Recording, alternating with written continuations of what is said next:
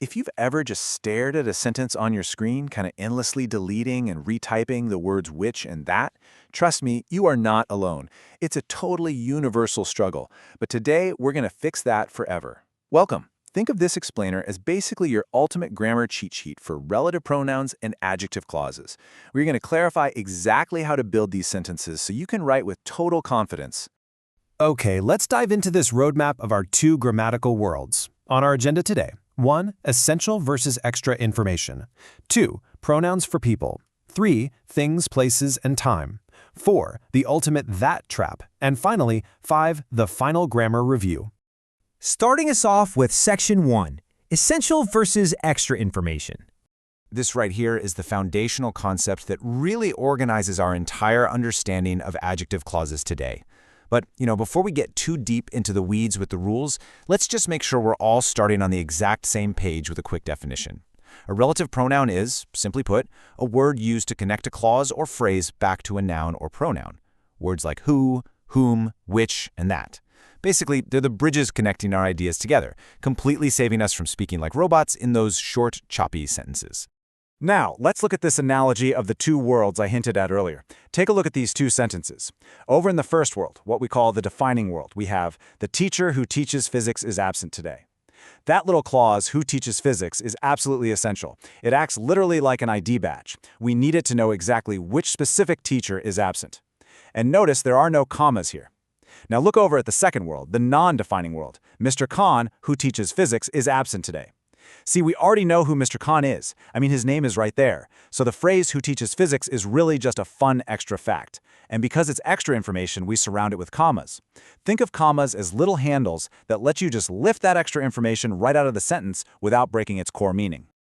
Moving right along to Section 2, Pronouns for people. So, transitioning to our first cast of characters, we're looking at pronouns strictly used for humans. First up is who. This pronoun is strictly for people. And specifically, it's used when that person is the active subject of the clause. They're the ones out there actually doing the action. And this brilliantly illustrates how who functions identically in both the essential and extra information worlds. Look at the defining example. The student who won the competition received a medal. Essential info, 0 commas. Now check out the non-defining example. Ali, who won the competition, received a medal. That's extra information safely framed by those little comma handles. In both of these worlds, who works perfectly to describe the person who's actively doing the winning. Next up is whom. Now I know, this is a famous stumbling block for test takers everywhere. Whom is also used strictly for people. But, and here's the kicker, it's used when the person is the object of the clause. They aren't doing the action, they're actually the ones receiving it. Let's look really closely at the structure here because both defining and non-defining usages are perfectly acceptable. Defining, the author whom I interviewed was very knowledgeable. I did the interviewing, right? The author was the receiver of that action. Non-defining, Professor Ahmed, whom I interviewed, was very knowledgeable. Same deal. So if you're ever struggling to choose between who and whom, just stop and ask yourself, is the person acting or are they being acted upon? The last pronoun strictly for our human cast is whose. Honestly, this one is pretty straightforward. It's used to show possession or ownership. It's simply how we talk about things belonging to people within these clauses. Let's see how this plays out. Defining, the student whose project won first place received an award. We absolutely need that info to know which student we're talking about. Non-defining, Sarah, whose project won first place, received an award. Notice how the commas in this second example just add some extra context to an already identified person, Sarah. Her project won, she owns the project. Whose handles that possession beautifully, whether you use commas or not.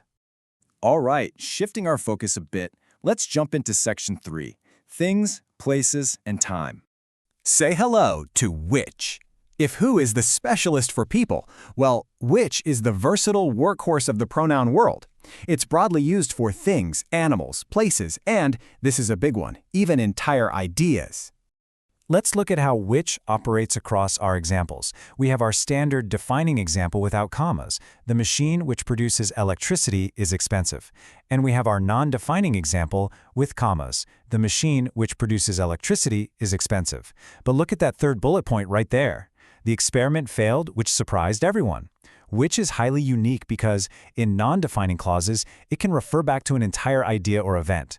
Like, it wasn't a specific object that surprised everyone. It was the failure of the whole experiment itself.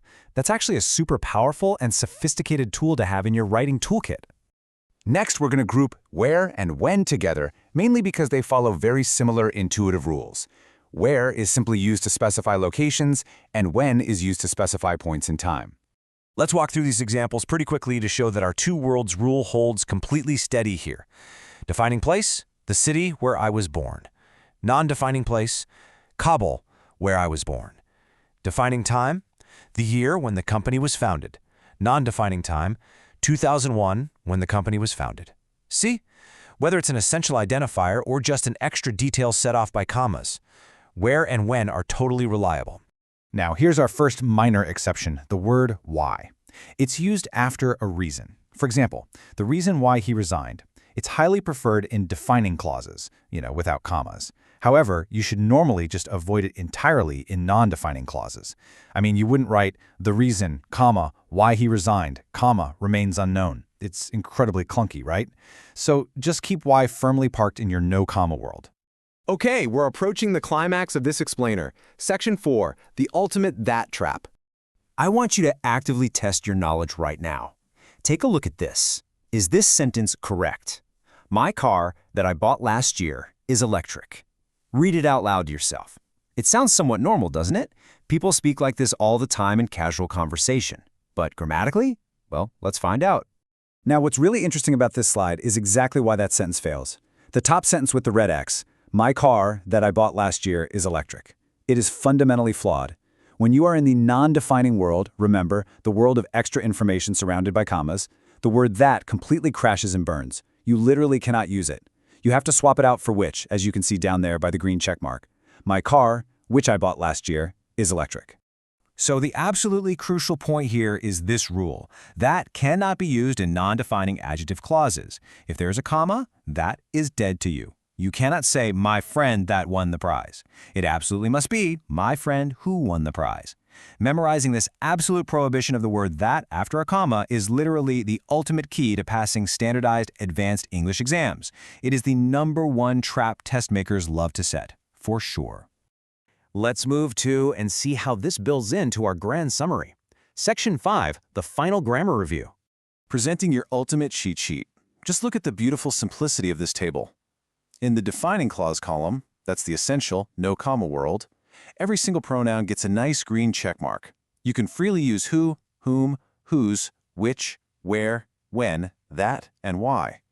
But look over at the non-defining clause column, the extra information, comma heavy world.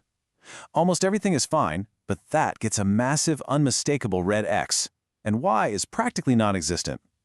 This table right here is basically your roadmap to perfect grammar. And there you have it. You officially mastered the two worlds of relative clauses. You know the essential identifiers from the comma-bracketed extra facts, you know your who from your whom, and you definitely know the incredible power of the word which. So, I leave you with this provocative thought. Will you fall for the that trap on your next exam? I'm betting you won't. Keep this explainer handy, stay focused, and keep learning.